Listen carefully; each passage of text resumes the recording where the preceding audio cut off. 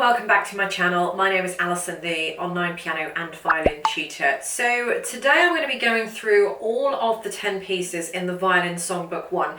Now this is a kind of follow-on from the original Violin 1 to 10 lessons that I have actually just revamped. It's been quite a while since I've done those original 1 to 10 violin lessons where everything, just my equipment was outdated, the way I was editing and doing the videos, and you know, they were done in 2011, which is now 6 years ago. As well as updating the PDFs that went with those original lessons, I thought I would create a Songbook 1. Now, when I did lessons 11 to 20, I actually wrote a tutorial book for that, and with that I wrote a Songbook 2. So because there is no book that goes with the violin lessons 1 to 10, I did decide to add in a Songbook 1. Now this Songbook 1 is available to download from my secure online shop, either coming up here or I will put a direct link to this book in the description underneath.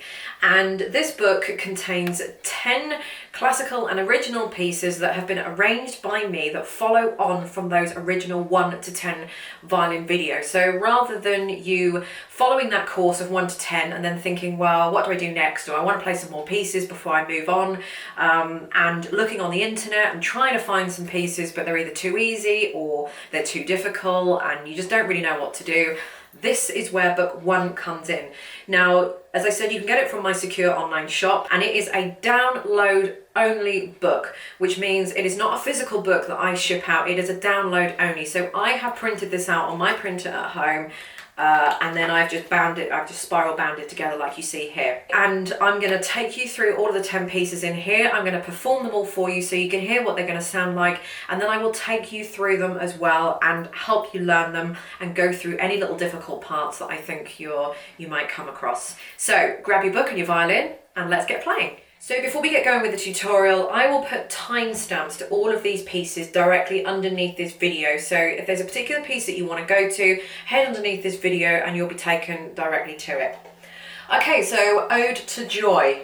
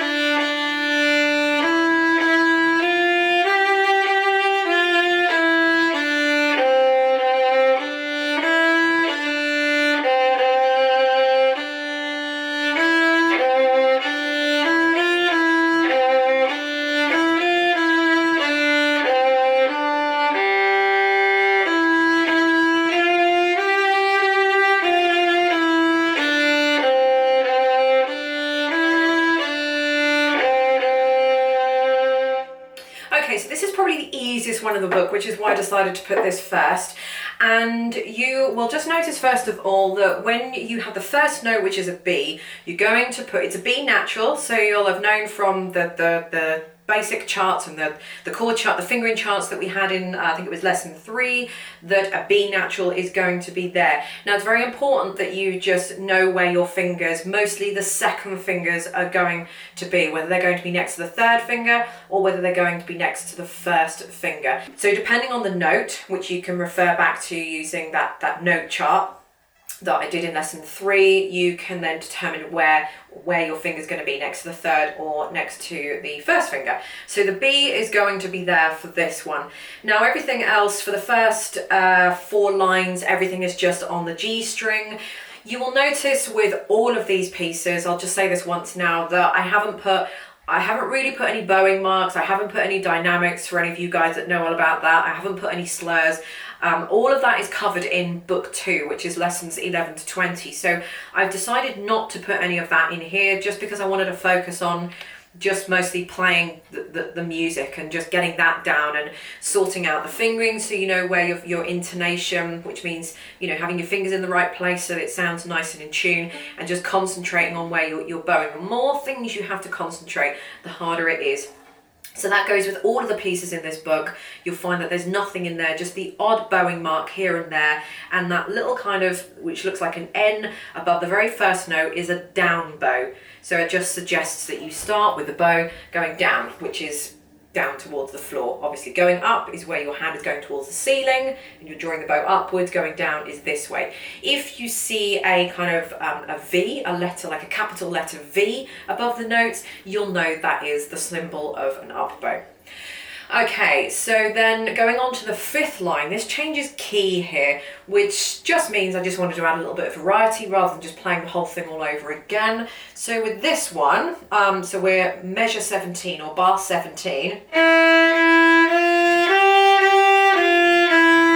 So here we have an F, a normal F. We're not playing F sharps. So our second fingers are going to be right next door to the first finger notes.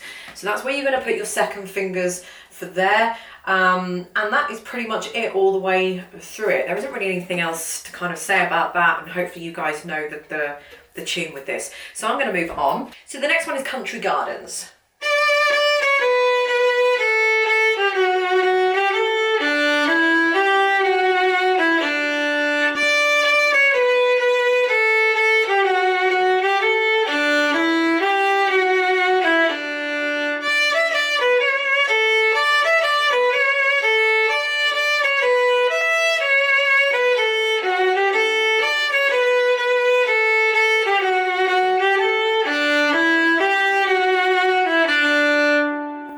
Repeat that if you want to.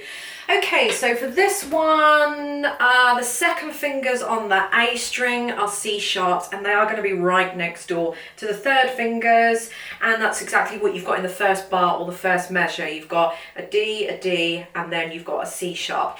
In actual fact, throughout, all of your second fingers are going to be in that stretch position whenever you've got them.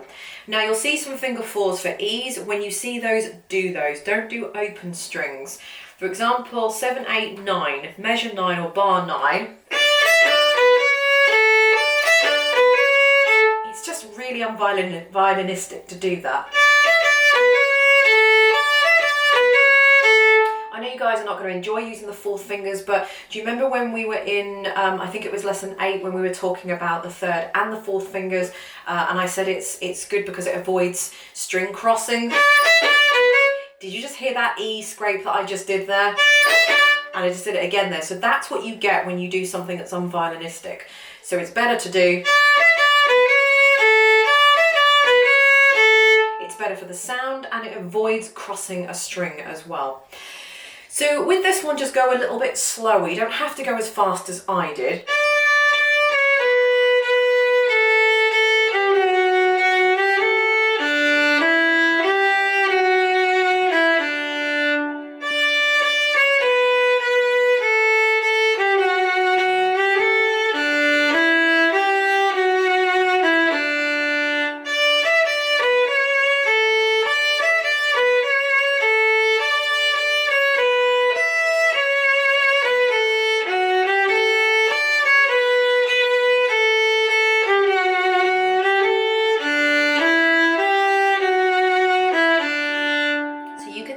Kind of speed if you want to. You've got some kind of dotted rhythms in there, which again are explained in the next bunch of lessons, but for those of you that know this is a well-known song. I used to play this when I was a kid on the piano. I don't even remember how I even came across it, but it's just something that I did on the piano, so you know, some of you guys may or may not have heard it, but it's a very easy tune to get the hang of anyway. Okay, moving on. Okay, March by Bach.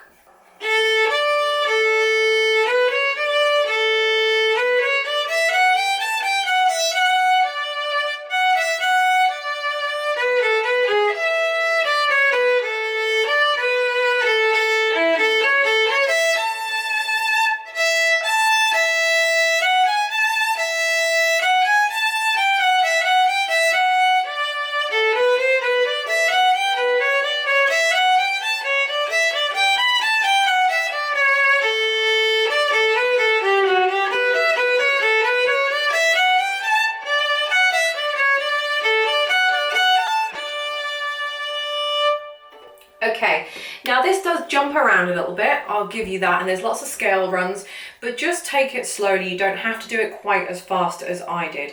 Now, on the A string and the D string, your second fingers are going to be right next door to the third finger. When you're on the E string, your second fingers are going to be back next to where the first finger is going to go.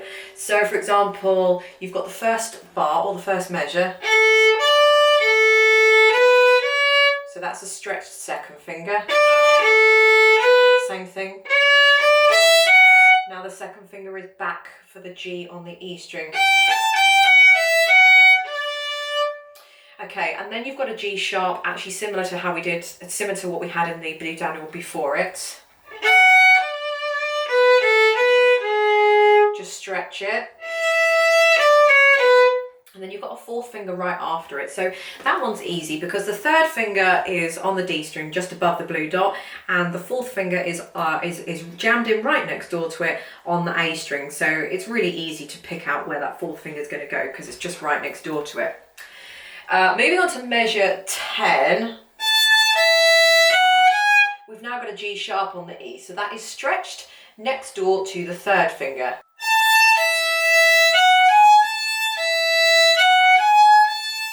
Now there's a natural sign next to it, which means it's back to where it was originally.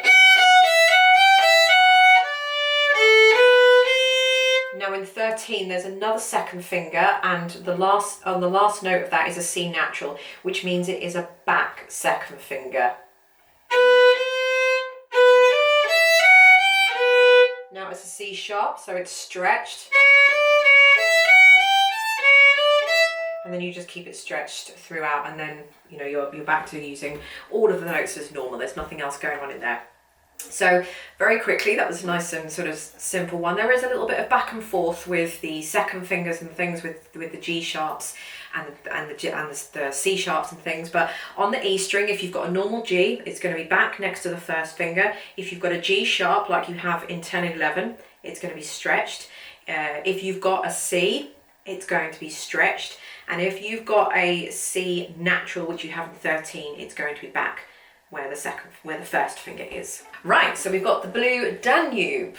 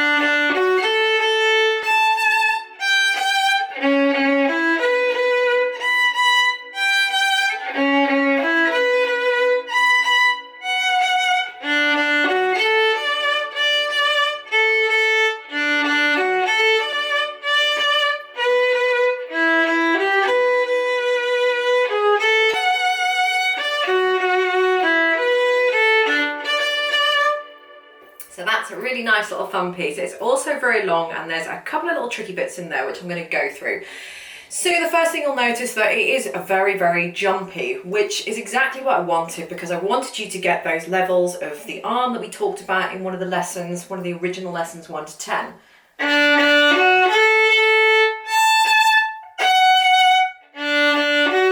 So when you've got those rests in the middle of those notes, like the little squiggly line, that is a rest. So you can use that rest to stop the bow, reposition, stop the bow, reposition. So you want a little bit of a gap between some of the notes there, so you can hear that rest going on there. So I think the first kind of bit that I want to talk about is 25, 26, bar 27 or measure 27, when you've got that G sharp in there, which if you have a look on that chord, that note chart that you've got, is a stretched third finger on the D string. So if I go from 25,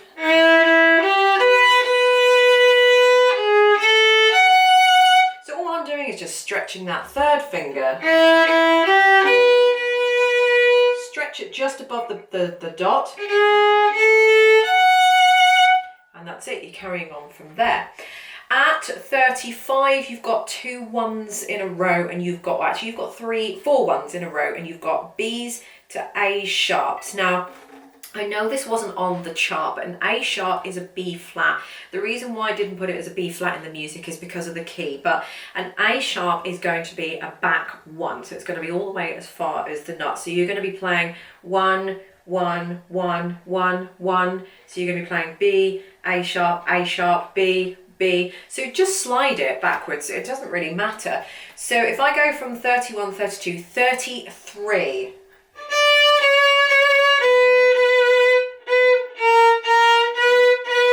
That's all I did there.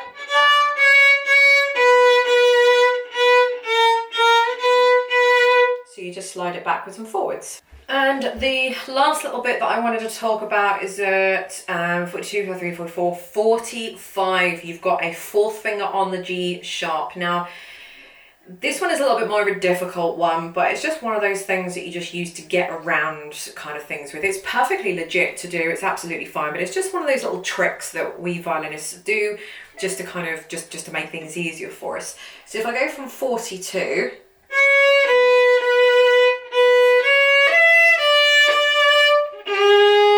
so the reason why you're doing the 4th finger is that before that you've got your 3rd finger on those D's on the A string. Now you can't lift your finger up to put it on a G sharp on the D string. A G sharp on the D string is just here, it's just over the blue dot. So we're going from here to here, and it's a very, very difficult thing to do. It's something that you don't really do. So why not just stretch the 4th finger over instead? So it's very easy to do. It isn't very complicated. You know, a beginner could do this. All you do is your 3rd finger's already there. Keep the 3rd finger down and just pop the 4th finger over right next door to it onto the adjacent string, onto the D string, and you will find you will have the perfect D sharp. If you try and, the G sharp. If you try and do that with the 3rd finger, it will sound like this. You'll get that. You'll get a note in the middle, and you don't want that. So if you use the 4th finger, it's nice and clean.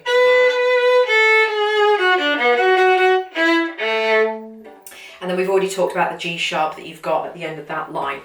And then the rest of it is just where it says do opens, where it says do 4th fingers, do the 4th fingers. So I haven't put the 4th fingers in as a kind of an option, except when you see open/4, I'll leave that up to you. The reason why I've done the 4th fingers in this one and open strings is because you won't get across to the notes if you don't do them. Okay, moving on to the next one. This is my favourite one in the piece. This is called Leaving for the Last Time, and I wrote this a couple of years ago, and I thought it'd be really nice to put this in this book.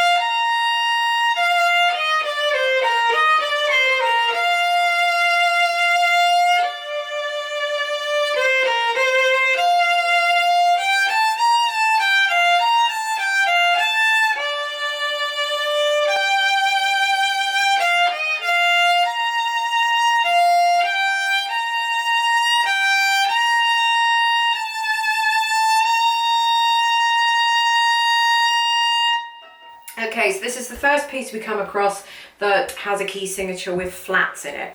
Generally, when you've got a key signature with sharps, it means that the fingers are going to be stretched towards, you know, as in coming towards you. When you've got key signatures with flats in them, like you have with this, everything is going to be back. Now, we've got two flats, B flat and E flat. That's what those little flat signs are at the very start of the music, just before you see those two numbers of 4, 4. That means you've got a B flat and E flat. So for you, what that means is, if you have a look at that finger chart from lesson 3, it means that on the G string, your second finger is back next to the first finger. The B flat on the A string, it's going to be back towards the nut. And for the E flats, you've got one on the D string, which is also going to be back. And then you've got fourth fingers.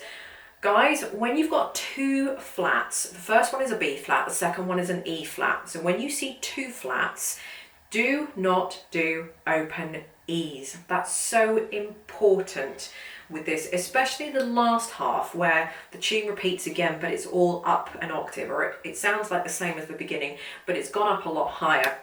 There are some E's in there, and you're going to be tempted to play open E's.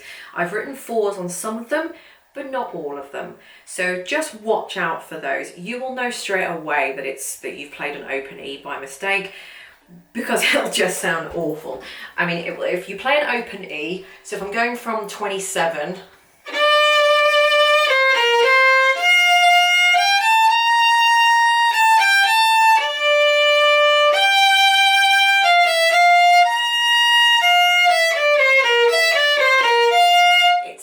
awful. So you've got to do fourth fingers there, and those fourth fingers are going to be jammed in right next door to that third finger. So again, you know, I know you're not going to like that because the fourth fingers are quite difficult to do, but it is good practice to do, and that's why I've decided to put this in here. And also it is just a really, really nice piece to play, I think.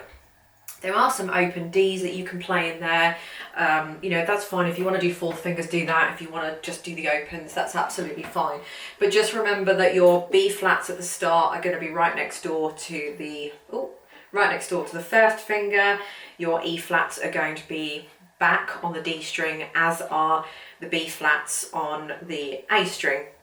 You do have a B flat as well on the E string, which is with the fourth finger, and again, it's the same as the E flat. It's in the same place. The E flat on the A string, it's in the same place. So normally a normal A would be here, a normal B would be there, but this is a B flat. So again, that's going to be jammed right in behind the third finger. Okay, Minuet G. This is quite a well-known one.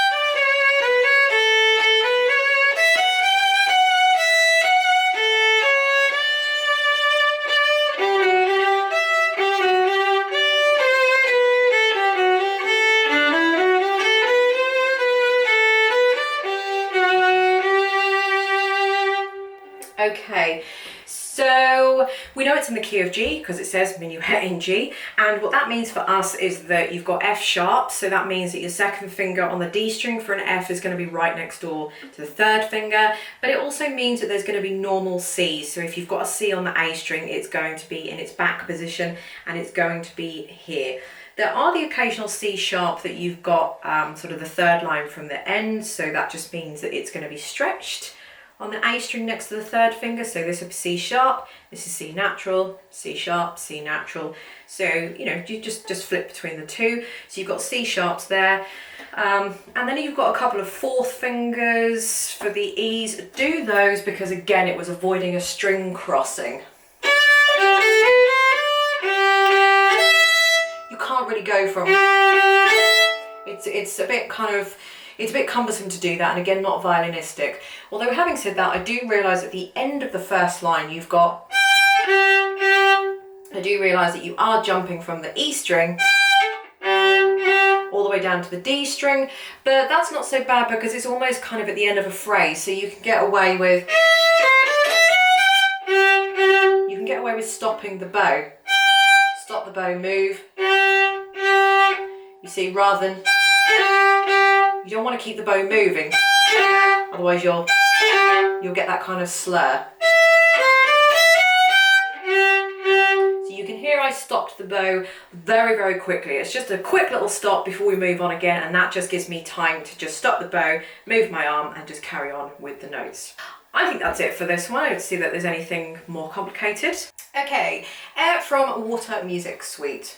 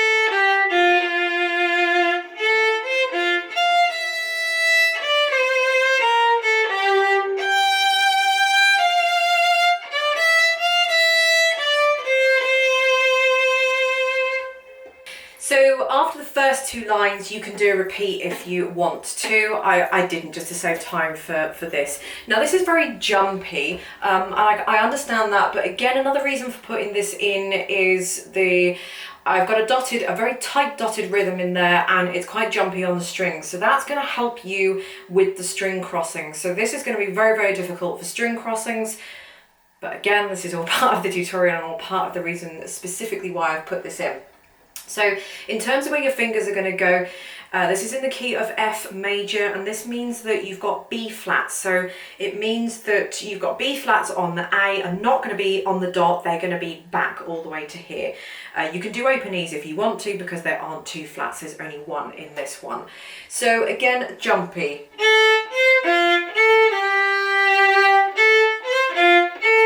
So you need to do a fourth finger on that A, because you don't want to do...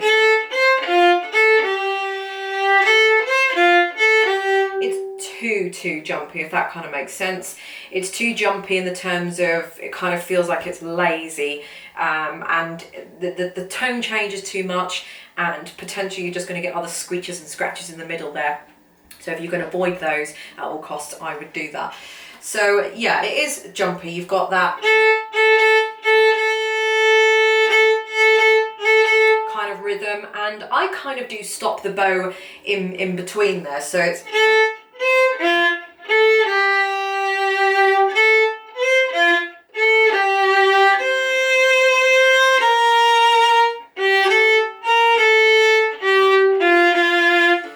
just helps me get a little bit more clarity with the rhythm, rather than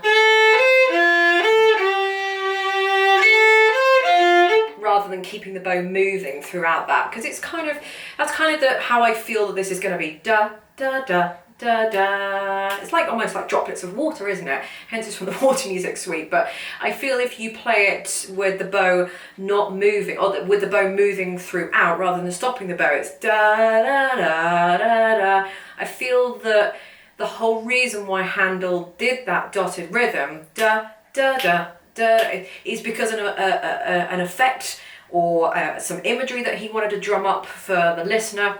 And I feel that if you keep the bow smooth all the way throughout without stopping it, you're kind of just, you're stopping that, and you're just kind of ruining the whole kind of expression of the piece. So on the third line, you've got some E flats there. So we just did the E flats in the leaving for the last time, where they're just going to be right behind the third finger on the A string. And again, as for the string crossings, it's okay with this because you are doing that jumping rhythm anyway. So luckily you are stopping the bow. Stop, move the bow. Stop, move the bow. Stop, move the bow. So you are stopping each time anyway.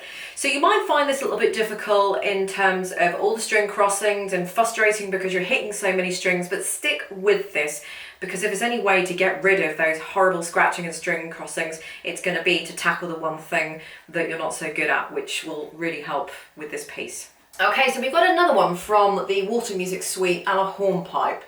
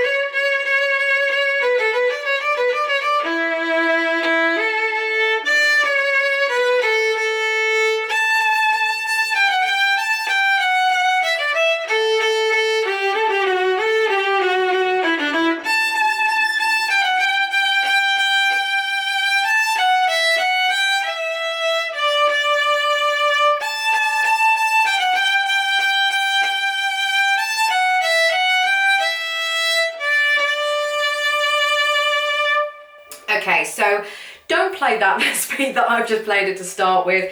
It doesn't look like it's that tricky, but I have kind of put it near the end of the book for a reason. Mostly because of the time signature. So you might look at those two numbers and think you've got 3/2. What does that mean? That just means you've got 3 2-beat notes in a bar. Again, if you don't really know what I'm kind of talking about, it doesn't necessarily matter too much. The reason why I've chosen these well-known pieces is that so that most people will know these. They're very, very well-known classical pieces that you've heard, I don't know, wherever in your life, on TV adverts, YouTube, you know, shops, wherever. So it's much easier to play pieces that you have heard, and I don't really like to focus too much on rhythm at this point because I do that in the next kind of bunch of lessons. Rhythm is important, don't get me wrong, but there's a kind of I feel there's a kind of time and place for it. So this, just don't rush this through.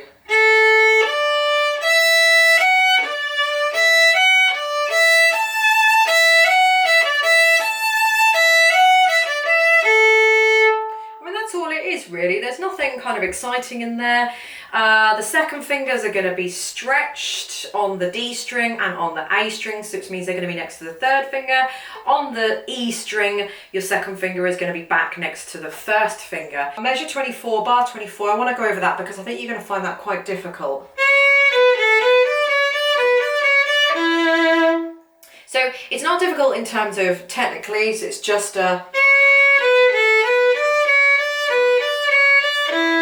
I think as a beginner, you're going to find your fingers sort of doing... I think you're going to find your fingers not wanting to work, but slow practice works out bars like these.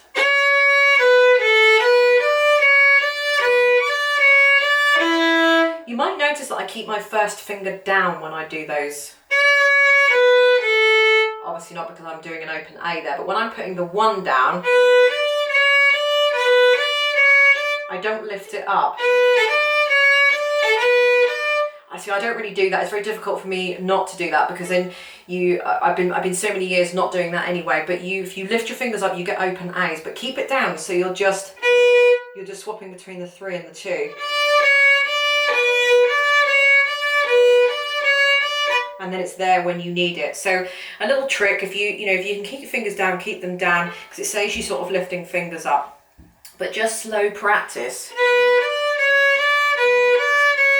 If you can't do it at that speed, do it even slower.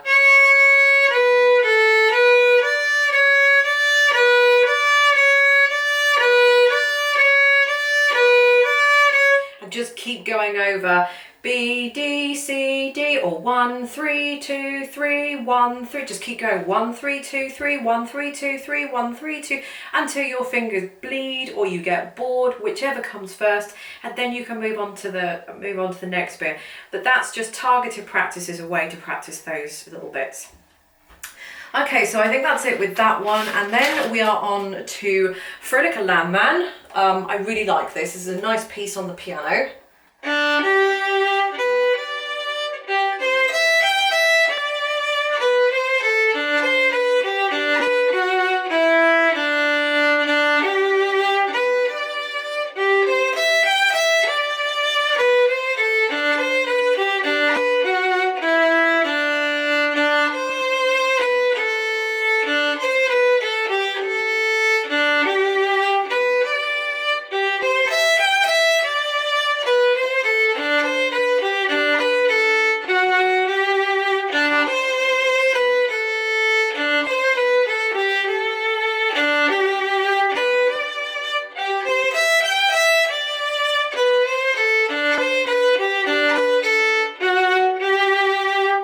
Okay, so this may look tricky, but it's actually quite straightforward.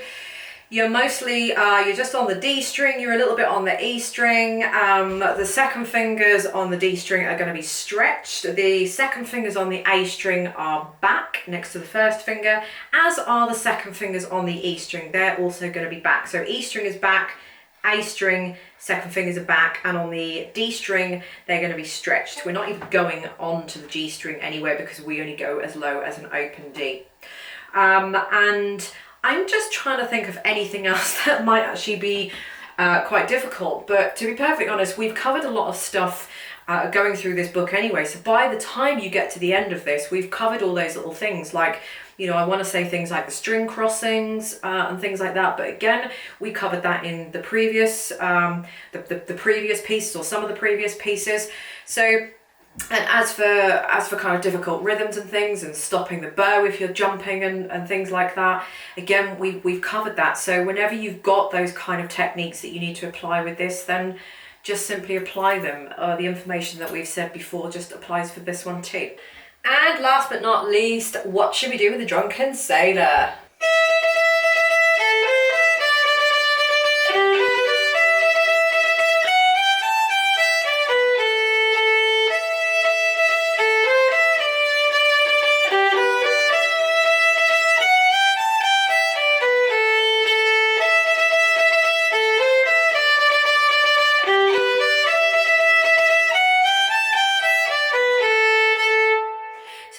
Repeats in it, which you can do. I just didn't for the sake of this video. So the first thing you'll notice is that I used fourth fingers instead of open strings. Now, I kind of debated whether to do a fourth finger or an open string. I guess you could do either or.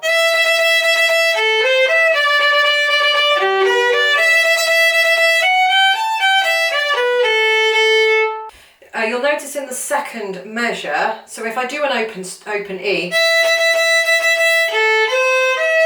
now that one I did do in the second measure, I did do as a fourth finger, only because I want to keep it on that same string. So I've got an open E's, an open a back second finger on the A, by the way, and then I've got another E which I can keep as a fourth finger, still on the same string, and then I've got D's which are on that string. So I'm keeping those two measures on the same string rather than, again, it's quite string crossy. So I guess it's up to you.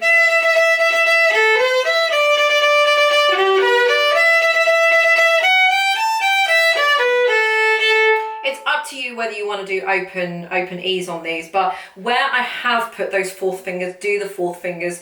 It's generally that I haven't given you an option of doing it. I'm kind of suggesting to do it because I think it is just the best course of action, and that's exactly how I would do it as well. So when you've got second fingers on the A string, they are going to be back next to the first finger. When you have second fingers on the E string, they are also going to be back. So they're G's, they're also going to be back near the first finger. And that's pretty much it with this one. It was just a nice little one to end with, and the reason why I just thought I would end with this one is just because I think you can kind of have some fun with it and just play it faster if you want to and impress your friends. Plus everybody knows it, and you know, you might even get lucky, you might even get a lot of people kind of clapping to it and trying to drive it faster and faster. It also works very well unaccompanied as well, so I mean you could literally be walking around. You could just be in a pub, whip the violin out and just give everybody a rendition of Drunken Sailor. Everybody knows it, everybody knows the words, everybody will be singing along and clapping and whatnot. So, you know, if you were ever in that kind of situation, you have the option, and at least you have something to kind of show for the fruits of all your hard work of going through all the lessons 1 to 10 and going through this songbook. So there we go. Thank you very much for watching. I really hope you've enjoyed my lessons 1 to 10 and this songbook. And thank you for supporting me and my channel. And I will see you in the next songbook, which is songbook 2 or violin lessons 11 to 20. So I will see you then. Bye.